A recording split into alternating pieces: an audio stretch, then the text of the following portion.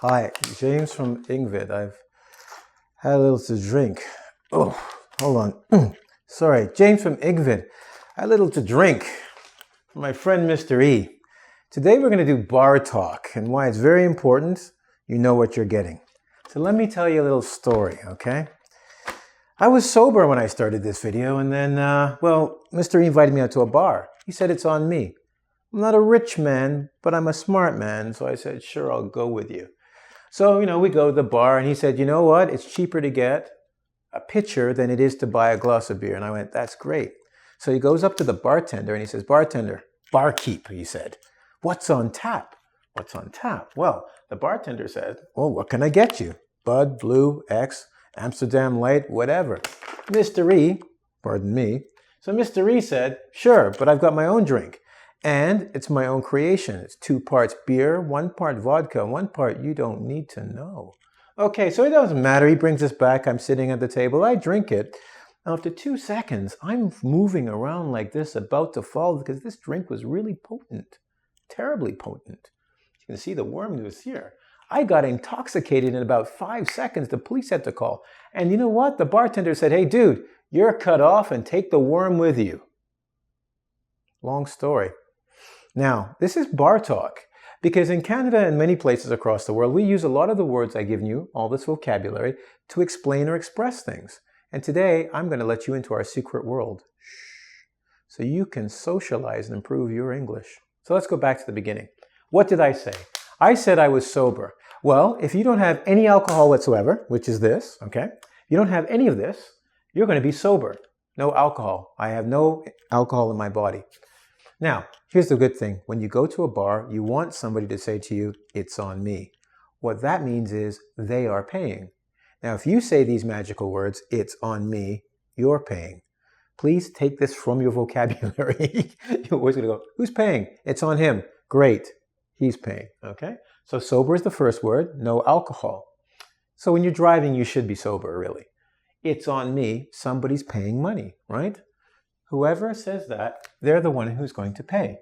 Now, here is a mug. It's not a word I put in for your little quiz at the end. Don't forget you got a quiz. But there's a mug or a mug of beer. A pitcher is bigger. It's like a big thing. So it has 2, 3, or 4 glasses of beer. Because it has so much in one container, it's called a pitcher, and it's cheaper.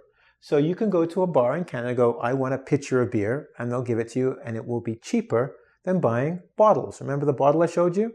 Right? It'd be like 2, 3, 4 of those. Save money, drink more. On tap. This is it's because it's different. On tap means it's not from a bottle. It comes from like a tap in your house where you wash your dishes. It comes from a keg. And a keg looks like this. I'm a really horrible drawer, so forgive me, okay? Forgive me for I am about to sin in many ways. So a keg looks like something like that, and it's on tap. So the beer comes out of that. Yeah, I know. Listen, this is an expensive special effects department we have here, okay? Jing jing. Imagine this and your boat goes here. There's your pitcher. And they put the beer in there. So it comes from a keg. So when you say what's on tap, at every bar, in Germany and other places as well, in Japan, they have these taps and they pour the beer. You've seen them do that. They pour the beer from there. Not a bottle, which is more expensive. So you go, what's on tap, man? Give me some good Canadian stuff. Next. The bartender will probably say, if you're not talking about beer, which is the first part, but you want other alcoholic drinks, he or she might say, what can I get you? You think get is go somewhere, and they're meaning, yes, I'm going to leave talking to you, go behind, arrange or make a drink for you, and bring it back. And they usually say, what can I get you? Yeah, you're slowing it down now, saying, what did he say? What can I get you? What can I get you? That is, may I help you? May I serve you? Cool? Okay, so we're moving from here. We've got something off of tap. The next part of the story. Remember, Mr. E gave me some kind of vodka, beer. I don't remember. My head still hurts from the drink. Well, when somebody says it's my own brew or my own creation, it means this isn't normal, a normal drink you can buy. I, at my own house, invented or created it. I have a drink, and you're going to like this. So if you're watching and you're under 18, go watch The Simpsons or something, okay? My drink is called a pink lemonade, okay? it is 1 part vodka, so that's 1 ounce vodka. 2 San Pellegrino, you get another part San Pellegrino. Then you get a blueberry smoothie and you mix it together. It looks like pink lemonade and it is potent. Yeah, there you go, potent, strong. Because it tastes so nice, like real lemonade, you drink it, you don't even notice what's happening. Why is this word important? Potent means strong. So my own creation, you heard me say parts. In alcohol, when people talk about what's in the drink, you say what's in it, they'll go 1 part this, 1 part that, 2 parts this. And they're telling you this is how much you should put of each one. So usually an ounce of each one equals a part. So the bartender says to you, in a brown cow, there's 3 parts vodka, 1 part vermouth. Everybody now knows I don't drink because I don't know what's in a brown cow. So don't make fun of me on YouTube. Anyway, so they'll tell you what the parts, how to make the drink. And they'll say, my own creation is this. Mine is the, remember? That's right, pink lemonade, baby. I got another one, you're gonna love it. So you can make it potent. It means there's more alcohol than anything else, okay? So when you say potent, more alcohol than anything else. So, potent drink. So let's go from here. If something's potent and you have many of them, you're gonna have something called intoxication. To be intoxicated means, it comes from toxicity or toxin. You have more alcohol than you should in your body and it's now becoming poisonous. Or as we like to say, drunk, okay?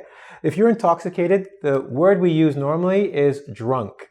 It means I have had too much alcohol in my body and now I cannot think properly or clearly. Intoxicated.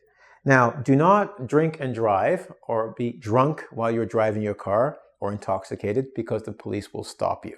And if you're making too much noise while walking on the street while intoxicated, they will arrest you as well. So remember this word. Potent drink, possible intoxication. Next. Where are we? If you are too intoxicated, you will, what? Well, you will be cut off. This, what they mean by cut off in Canada anyway, and other places as well. In Canada specifically, it means you have had too much alcohol and the place where you're staying does not want to be legally responsible for you. So they will say, you are cut off, no more alcohol because we will be responsible.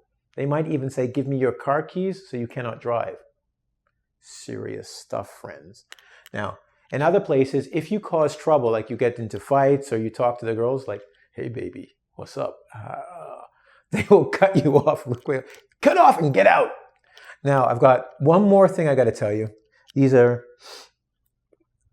excuse me, this is the worst 2 words. When you go to bars, you never want to hear this. It's called last call, or as Americans say, last call. This means you have 15 minutes to drink your drink, order, and get your butt out of the bar, and the good times are over. Okay? Well, I got to go through this very quickly before we hit our last call for this video. So there are 10 things I want you to learn. Try and remember which are the 10 things because one's not on the board, but I said it. It was the last thing I said. See, there's the hint. Listen. And you're going to go to the quiz and check it out to see if you remember it. Okay? So, first, you arrive sober when you go to a bar, right? Okay. So you arrive sober. But if you're lucky, you have friends with money, they'll buy it. The drinks will be on them. Anyone who says it's on them, that person's paying. Picture. College students, you guys all studying because you're young, got no money. Get pitchers, don't buy bottles. It's cheaper. Get drunk faster. I said it. Next, on tap. You ask them what's on tap. They'll tell you the 2, 3, 5, or 6 beers that they have. That's in a funny looking thing called a keg. This is called a keg. Remind me to talk about kegger when I was in university. You want to hear about that. Anyway. Next, bartenders, especially in nice restaurant bars, go, what can I get you? Or what can I get you? Okay? Practice that. All right? Next, if you have your own drink, you might make your own creation or your own brew. Some people actually make wine at home and they'll say, this is my own brew because I made it at home, or their own beer.